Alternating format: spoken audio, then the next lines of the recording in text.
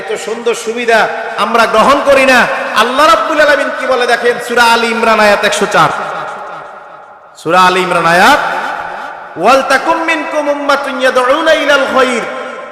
আল্লাহ বলেন ওয়াল তাকুম মিনকুম উম্মাতিন, তোমাদের মধ্যে একটি দল থাকা চাই, তোমাদের মধ্যে একটা গ্রুপ থাকা চাই, একটা দল থাকা চাই। কার কথা? ইয়াদউনা ইলাল খায়র, আল্লাহর কথা। আল্লাহ বলতেছেন যেই দল মানুষকে ভালো কাজের দিকে ডাকবে।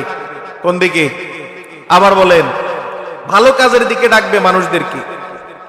এই ভালো কাজ কোন ভালো কাজ? এই ভালো কাজ কোন ভালো কাজ বোঝায়? যে কাজে সওয়াব আছে, কোরআন সুন্নাহ যে কাজ নির্দেশ করছে ওইটা হইলো ভালো কাজ। এই জগতে কোরআন সুন্নাহ নির্দেশ করছে যা, এর চেয়ে ভালো কাজ আর আছে কিছু? কথা বলেন, আছে কিছু? তা আল্লাহ বললেন তোমাদের মধ্যে একটি দল থাকা চাই, ইয়াদউনা ইলাল খায়র, তারা কি করবে? মানুষকে ভালো কাজের দিকে ডাকবে। এই যে একটা দল, এই দল কোনটা? আওয়ামী লীগও না, বিএনপিও না, জাতীয় পার্টিও না, জামাতও না, হেফাজতও না, খেলাফত মজলিস এটাও না, বাংলায় যত রাজনৈতিক দল আছে কোন দল না।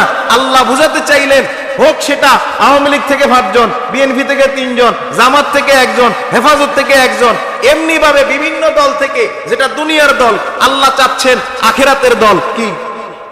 বিভিন্ন দল থেকে যদি 2 জন লোক আল্লাহর কথা শুনে, আল্লাহর কোরআন মানে, রাসূলের হাদিস মানে, আল্লাহ রাসূলকে আইডল মানে, আল্লাহ বুঝাতে চাইলেন এরা সবাই মিলে একটা দল।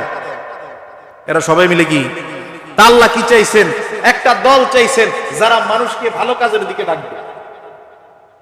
ওয়াল তাকুম মিনকুম উম্মাতুন ইয়াদউনা ইলাল খায়র ওয়া ইয়া'মুরুনা বিল মা'রুফ, যারা মানুষকে ভালো কাজের দিকে ডাকবে, ওয়া ইয়ানহাউনা আনিল মুনকার, খারাপ কাজ থেকে মানুষদেরকে নিষেধ করবে। আল্লাহ বলেন যদি এই কোয়ালিটি তাদের ঠিক থাকে, আমি আল্লাহ ঘোষণা দিচ্ছি ওয়া উলাইকা হুমুল মুফলিহুন, এরাই সফল। কার কথা? কার কথা? সূরা আলী ইমরান আয়াত 104। তা আল্লাহ বুঝাতে চাইলেন যদি আদেশ নিষেধ পালন করো, আমি আল্লাহ রাব্বুল আলামিনের কাজ শুরু করে দাও, রাসূলের কাজ শুরু করে দাও, তুমি একটা দলের অন্তর্ভুক্ত হয়ে গেছো।